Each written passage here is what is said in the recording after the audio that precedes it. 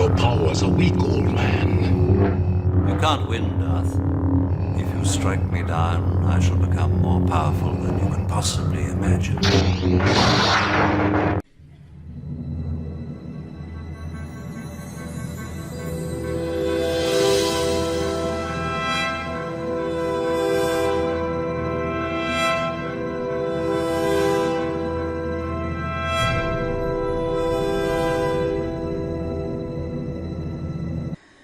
It must be genuinely terrifying to be an American these days. A baffled world is looking on in horror, shuddering and wondering, what the hell have Americans let happen to their society? What if that happens here? America is experiencing what you might call the mother of all social collapses. It's hard to put into words, because it really is something strange, new, unprecedented, shocking, gruesome. It's like a major earthquake. It's going to redefine the world's fault lines for generations to come. I say that because Trump's America, I noticed, was trending on Twitter. In response, people had written all kinds of funny, snarky, depressing, angry rejoinders. But it seemed impossible, maybe, to encapsulate it all. The scale and scope of what America's become, the bottomless depth and towering heights of the failure of a society like this. America is many things. Even I struggle to express the extent of the calamity in words by now. It's a place where mass death is an everyday affair. America has become a plague state, racked by illness and disease. The country is an economic train wreck. It's a society whose social bonds have been blown apart by hate and brutality and selfishness. It's a budding police state. Those so-called federal agents are coming to your streets. It's a collapsing nation, one imploding into authoritarianism, poverty, disease, and death. As I said, I really have to struggle to put it into words. But the economist in me can express it much more succinctly and precisely. When I say the mother of all social collapses, I really do mean it. Today's America is a society that combines all the strands of social collapse that we know of, and then some.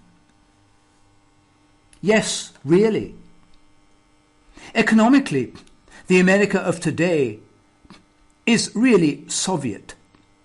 Politically and socially, it resembles Nazi Germany, and culturally it's Taliban-esque, aggressively retrograde. That's a lot of ruin for one country, which is why it's so hard to put it into words. It really is breathtaking and staggering when you think about it. Let me begin with the economy, how America is Soviet. Its intellectual class seems incapable of processing much or even any of what I've just said. As long as billionaires are getting richer and the stock market's rising, you may ask, what's the problem? Like the Soviet Union, America has a strange set of measures for the health and prosperity of a society which don't seem to account for anything that actually matters, whether happiness, wealth, stability, safety, or sanity. Like the Soviet Union, only paying attention to those self-created indicators of a kind of ideologically self-defined success has made America incapable of grasping the tiniest shreds of truth. Like the fact that America life sucks for most people now. Like the Soviet Union, America is now a place that can't provide the basics for people anymore. Like decent jobs. 50% of Americans now work low-wage service jobs, which is today's jargon for the menial work of servants to the rich. Like the basic good of public health, America has the world's worst coronavirus outbreak by a very long way. And there's a very good and realistic chance that it's never going to go away, ever. Like decent food or water, which, if you've lived in Europe or Canada, are of a whole different league. Like public safety. Think about how many kids get shot at school, or how many women and minorities get abused at work. Like money. 80% of Americans live paycheck to paycheck. Like hope and optimism for the future, which keeps a society confident, buoyant, gentle, working together. Americans now expect life to get steadily worse. They are probably right. America can't provide the most basic of basics for people anymore. From medicine to money to jobs to public health to safety. There's no deeper way in which a society can fail. Wait, let me correct that. There is one deeper way. The lights can go out. A society can turn dark. That brings me to the next thing about America. It's also pretty, well, Nazi. Yes, Nazi. Look before you react angrily to that, sputtering into denial. Let me say one thing. The entire world thinks this. I'm only sharing with you what every single person who's not American seems to be saying every single day. I see this constantly in the press, on TV, and remember, all I see is international TV news and comment in Malaysia. It's the very first topic of discussion I have with a baffled and horrified world. Americans are the only ones who are still in denial about it. But you see, I'm in a special place because I'm not American, so people have no qualms in telling me what they think. It's not exactly hard to see. Concentration camps, kids in them, kids in cages in them, family separations, raids, bans, purges, hate, dehumanization, and so on. Who else does that? We're all taught about Nazism over and over again from the time we're little kids, so that it sinks into us. But while the entire world is now like, wow, America's turned kind of Nazi, huh? By and large, within America, that's still somehow a controversial proposition. You get the blank look from Americans when you say the word fascism, the one that everyone who's not American knows. When the mind shuts down, when a truth too dangerous to utter has been spoken. Of course, that's also fascism. America is a place where the denial of the good people runs rampant. Nazis? What Nazis? Where? Denial is a crucial element in a society turning politically Nazi. When I say America resembles Nazi Germany politically and socially, I don't just mean any particular political faction. I also mean the only regular old American left on planet Earth who's still in denial about it, like the good German of the 1930s. What Americans didn't seem to understand is that these Nazi institutions would soon be used against them too, if they didn't speak up against them. So now, here we are, where the shock troops who once hunted, hated immigrants are now beating and abducting American moms off the streets and gassing mayors of cities. That's what denial does. It enables. What happened in Nazi Germany was due to what political scientists politely call a silent majority. Today, America has won, and for some baffling reason, Americans seem to think a silent majority is a good thing. That a polite majority who say nothing is proof of some kind of civilized nature. Nothing could be more wrong. silent majority is not a compliment. It's an insult. It's a disappointment, a condemnation. You don't want a silent majority in a society. A silent majority paves the way for every kind of authoritarian implosion under the sun, from fascist to theocratic to kleptocratic to all of them put together.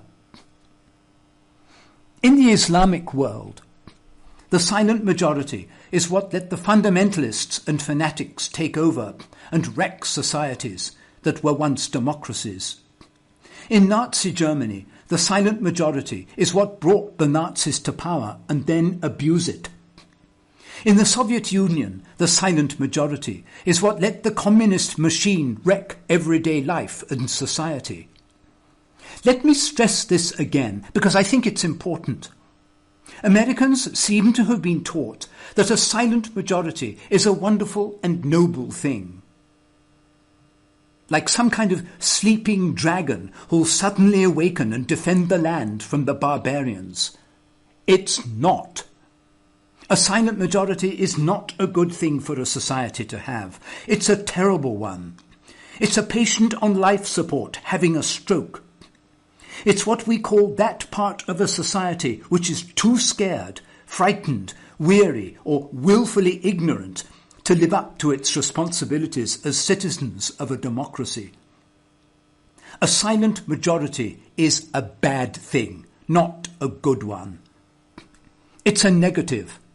It's not a sleeping dragon. It's more like one that's passed out, drunk, while the barbarians set fire to the citadel. It's a sign that a society has one of the final elements necessary to implode, which is acquiescence, cowardice, or indifference, or maybe all three. That brings me to the next thing America is: fanatical. While the good people are a silent majority, and again, that's not a good thing, the American idiot apparently wants to make America look, ironically, a lot like the Islamic world he purportedly hates. The American idiot has flourished into a kind of weird Taliban of its own, demanding everything from control over women's bodies to refusing vaccinations to not teaching kids science.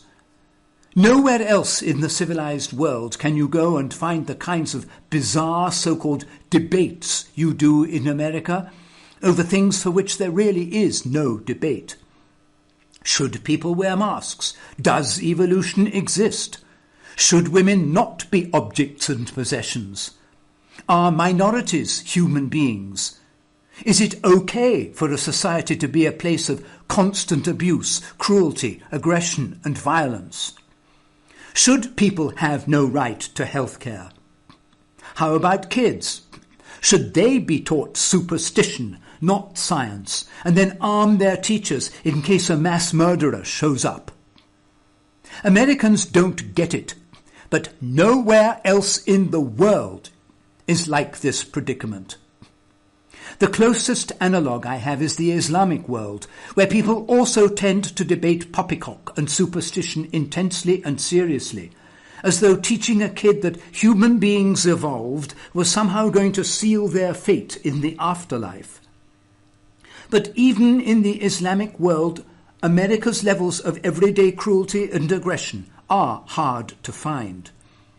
Kids there aren't getting shot at schools. They're just getting turned into idiots. The American idiot has turned America into a society where idiocy of every kind flourishes. That's how the Islamic world imploded too, by the way. It wasn't always like this, despite what you may have heard. It used to be a literate, civilized, artistic, learned place. Then the mullahs arrived, the majorities fell silent, and the rest is history. The American idiot's story is much the same. He's pushed a line of incredible cultural idiocy that rotted and broke the American mind. Science was replaced with superstition, human decency with aggression, thoughtfulness, and unthinking cruelty.